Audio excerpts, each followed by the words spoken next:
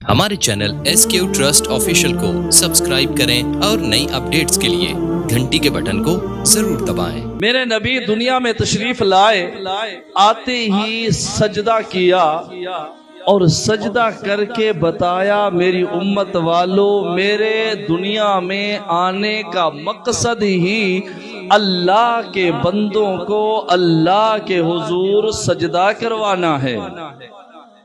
और फिर जब आपका विसाल पुरमलाल हो रहा है और इस फानी दुनिया को आप छोड़ रहे हैं, तब भी आपने आखिरी सबक दिया, अस्सला, मेरी उम्मत नमाज न छोड़ना, नमाज से दूर न होना, अल्लाह के घर में आते रहना और अल्लाह की फर्ज करदा नमाजों को अदा करते रहना।